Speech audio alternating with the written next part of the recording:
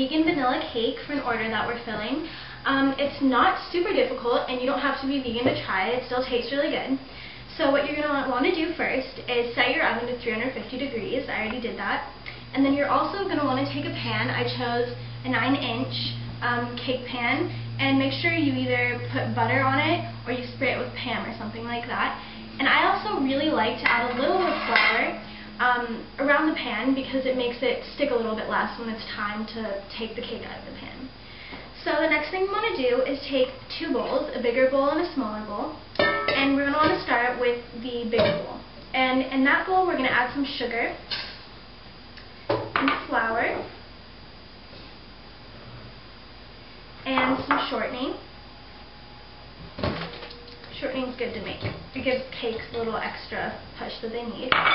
And then we're also going to take some baking powder and baking soda. It makes the cake rise. And also, if you're interested in hearing more about this recipe, you can follow the link at the bottom of the page. It has the exact number of ingredients that you'd like. And then we'll also add some salt into this.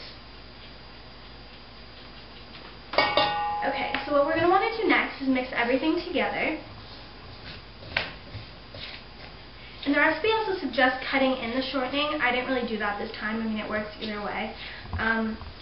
But cutting shortening in would be you take chunks, and then as you mix it, you add it a little bit at a time, for those of you that might not know certain baking terms.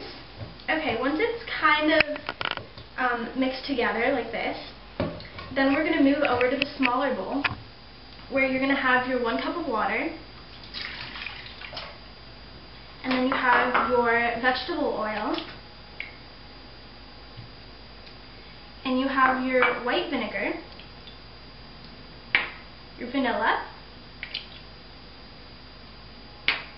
and then you mix that all together.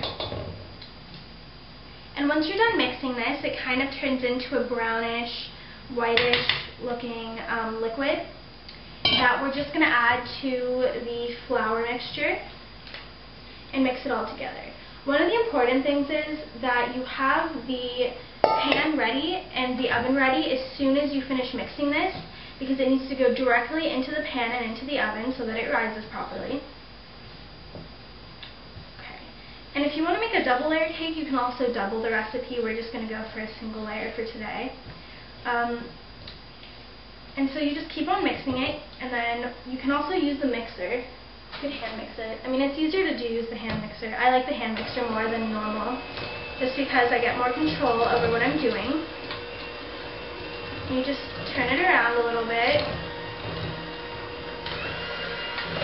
And I like to put it on high towards the end, because it just makes sure everything gets well together and you don't get any chunks of anything.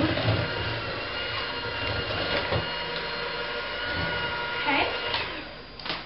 And cakes are a little bit easier because you don't have the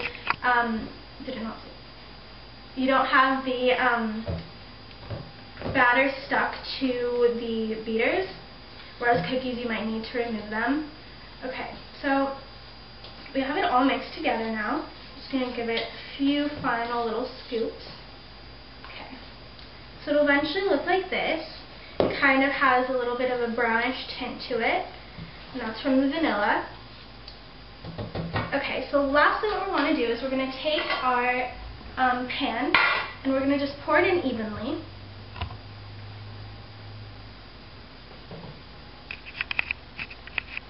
And this cake is known to rise, so it'll have a beautiful golden color when it comes out of the oven. Okay. Make sure if you have a nice plastic spatula, you can get the rest of the batter off of the bowl.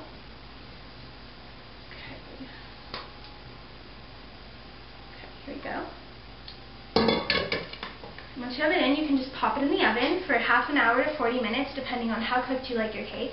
When it's ready, though, you can stick a fork or a knife, preferably a toothpick, into it to make sure that if it comes out clean, it'll be ready.